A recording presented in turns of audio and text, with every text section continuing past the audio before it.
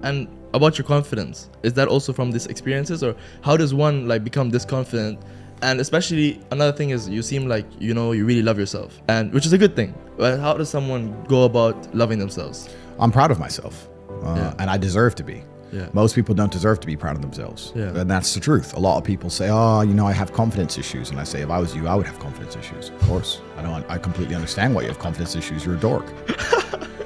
But we have to be realistic here. We have to be absolutely and utterly realistic, because the world is brutal and it's harsh.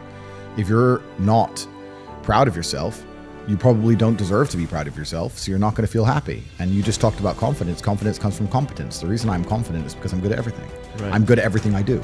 The things I'm not good at, I'm not confident in, of course, and I know what they are. I don't do them very often. I've now created my reality to the point where I don't do anything I'm not good at. You just hire. I either hire or I just don't want to do it. Like I don't play darts. Yeah. I'm not good at darts, right?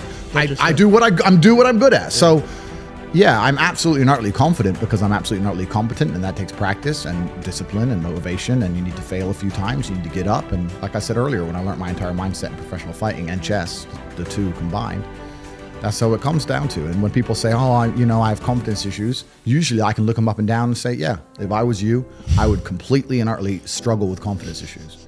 Because the world is competitive, and there's men like me on the planet and friends like mine on the planet, and you're competing against us for money, for girls, for status, for resource, and you're going to be destroyed and decimated the entire time. So of course you have confidence issues when you can be annihilated in real time by the competitor. Yeah. Why wouldn't you have confidence issues? You'd be psychopathic not to. Yeah, that makes sense. So maybe that unconfidence is a good motivation for them to actually. Well, it's supposed to be. Yeah. This is the thing that I don't truly understand.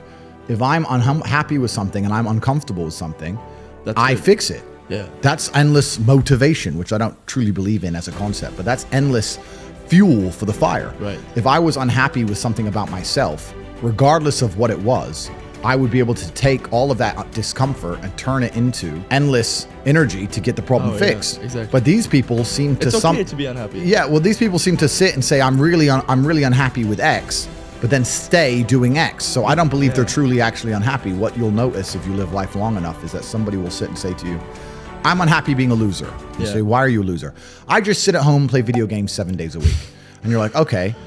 And maybe 3 days of the week, they're unhappy doing that. Yeah. And that's the time they email you, and that's the time they want to make a change. But 4 days of the week, they don't really, it doesn't really bother them. Yeah, it doesn't really bother them. Because if it bothered them 7 days a week, guess what? They would fix it. Correct. Yeah. So I have very little sympathy for people.